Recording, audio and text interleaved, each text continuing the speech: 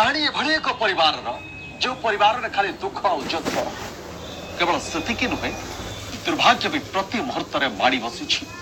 तथापि तारी भितरे जीवन युद्ध रे हारी नहांती 70 वर्षीय वृद्ध झील ज्वाई मृत्यु पर 3 नाती नातुणी भार उठाऊ से निजे अंटा सड़खी चलवा मुस्किल किंतु 3 छुआ से जीवन बाटरे चलाऊ शुणिले आश्चर्य हेबे 3 नातु नातुणी भितर 2 जन दिव्यांग ए संघर्ष भरा कहानी हला बलांगीर जिला टिटलागढ़ ब्लॉक सगड़घाट पंचायत बांझीझाल गाँव रुबानी भयंकर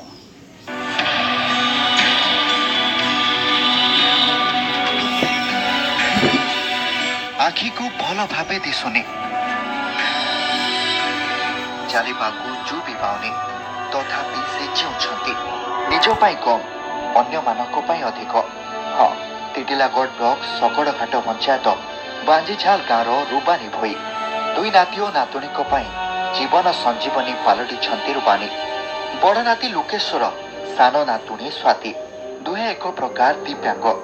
मझिया नाती टिकेश्वर स्वाभाविक अन्य पिला परी जीवन शेष पाहच चढ़ुवा रुबानी 3 पिला बोझ उठाउछंती बहु पूर्वर स्वामी आखि बुझी गोटे बोली झील विवाह पर बेसी दिन रहिलानी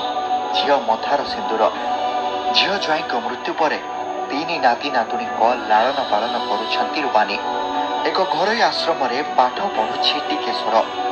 किंतु लोकेश्वर और स्वाति को पाखरु घड़े पर करने को चाहूना रुबानी से मूल लगे जाई पारुनाहांती सरकार को 5 केजी चाउल सह पार्थक्य भत्ता 4 प्राणी को मुहरे देउछि ठोक नहले पड़िशा को दया को चाहेबा को पड़ुछि तार बापा माने मरीगला ठानु तार माँ अंगनवाड़ी भात रांधुला रांधुला के सेठानु पोषुथिन हेन्ता करी माँ मरीगला कि मुई अंगनवाड़ी भात नहीं रांधा ना बनी से पैसा लगी दौड़ा धुपा है इनिके जा बोल लगली सेठानु नहीं जीवन से रांधनी पैसा छड़ी दीछे छुआ पिला मैंने खावार लगी धोले हस कहीं पामी घिन देवी बोल से चुप दूरा दूरा से घिन देसी कि ना आज्ञा से किछु मोर घर दांडे किछु नहीं मांगी करीटा अच्छे जा ठीक है से 12 बजे मन सब अच्छे मुझे केनाल जाई पारुछनी बाहरी पारुछनी छुआ मन घाटी होछे से छुआ पिला बेसी असुविधा होछे बुढ़ी गोटे हला अछन काणी ही गला न से छुआ पिला के केनता ता झी जोए सब मरी गले न छुआ पिला बेसी असुविधा रे अछ छुआ पिला तो खाना पीना नहीं मिलु छे एंता भूखे से मरी जाउ छ सरकार चूल 5 वाला दउ छे केते दिन खाइबे से चूल के नून तेल करू छ आर आ का करबे पिला छा बहुत असुविधा रे अछ सरकार केनता करी सुजोग करू मुंड गुंजिबाकू जागा नाही रुबानी को झियो गाँव अंगनवाड़ी केन्द्र रे काम करुथिले तांको मृत्यु को 4 वर्षरु अधिक समय हेलानी झियर दरमा बाबद को पाइबाकू थिबा 8,000 टंका पाई रुबानी प्रशासन बारंडा को दौड़ुछंती झियर मृत्यु पर हरिश्चंद्र योजनार टंका भी मिलिनी रुबानी को दुख और जातनार कहानी प्रशासन गान रे पकाइलो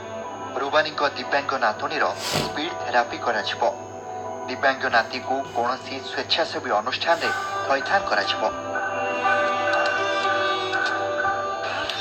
शिशु मानकर अवस्था तो बहुत खराब आज्ञा तार माँ बापा गला पर से मैंने बहुत हैरान हरकत होछन तांकर लाई गवर्नमेंट किसी सुविधा नहीं पाइबार से मैंने गवर्नमेंट तरफ रु आरु मोर स्कूल रे से मैंने थिले थिला पर 5 वर्ष पर मुझे से को सर्टिफिकेट दे करी स्कूल के छाड़ी दे छा स्कूल रे एडमिशन हिची सांछुआ सुविधा तो किसी नहीं पाइबार बड़ छुआटा खाली भत्ता पाउछे आउ सांछुआर किसी नहीं खाली स्कूल रे जहाँ खाउछे आउ मु तो विषय मो धारणा नथिला नॉलेज नथिला मुझे तो आप खबर पाइले डेफिनेटली मुझे किसी काम करी से एमसीटी में जाकि परीक्षा करेंगे और मत जनइबे जहाँ कि हम से कर जो गोटे तार गोटे झील कथा कही पारे कहते स्पीच थेरापी के दिहब से रे कि खावा के सब से व्यवस्था आम कर नहीं आम डीआईसी आम जो डिस्ट्रिक्ट अर्ली इंटरवेंशन सेंटर अच्छे से आणबू सब प्रकार परीक्षा कलापर जहाँ कि आम कहीपर स्वाभिमान सह बंचुछंती रुबानी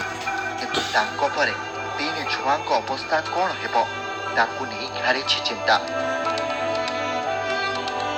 मुंड गुंजिबाकू घर खंडे आउ 3 नाती नातुणी भविष्यत पाई सरकार स्थायी व्यवस्था करने काकुति मिनती करिसेंति रूपानी।